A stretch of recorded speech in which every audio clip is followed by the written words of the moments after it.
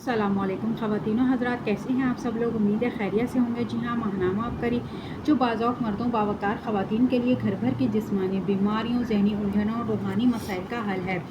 آج اس میں ٹاپک ہے ناکامی، فکر و فاقہ، ذلت اور رسوائی میں حد درجہ متکبر انسان تھا۔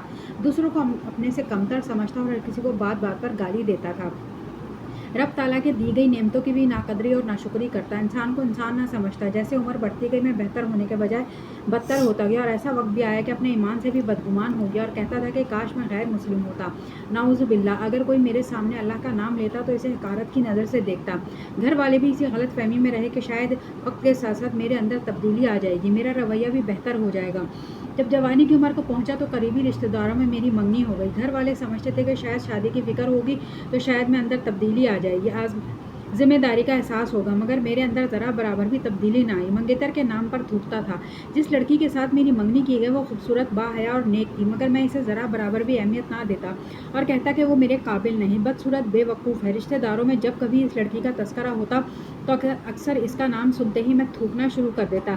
اس کی وجہ اس لڑکی میں کوئی عیب وغیرہ نہیں بلکہ سراسر میرا تکبر تھا۔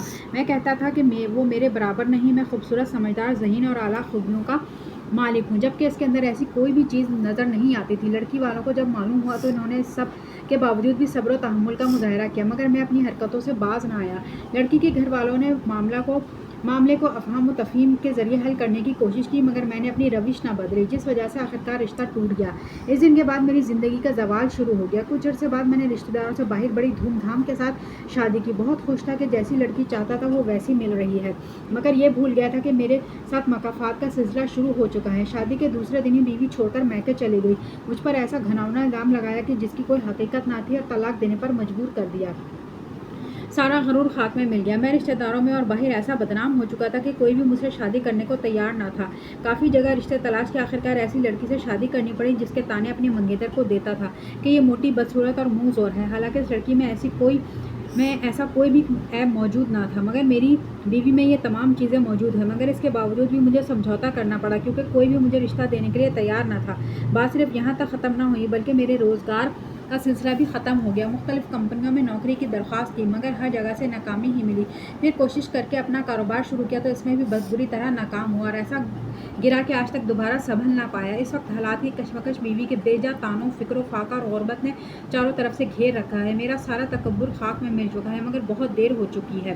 اب عبقری سے متعارف ہوا ہوں تو معلوم ہوا کہ یہ قسمت کا کھیل نہیں بلکہ مکافات عمل ہے، جس میں ہر دن ہر گھڑی پس رہا ہوں۔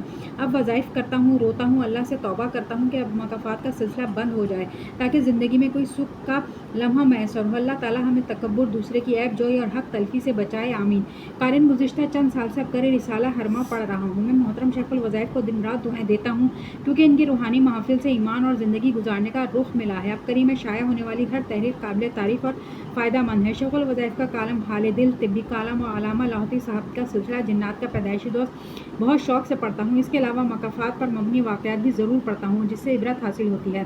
زیادہ تر لوگ اپنے ارد گرد آنکھوں کے دیکھے واقعات تحریر کرتے ہیں، مگر آج اس زمانے میں نے اپنی آپ بیتی تحریر کی ہے۔ تو خواتین و حضرات، آج کے لیے اتنا ہی، ملتے ہیں اگلی ویڈیو میں۔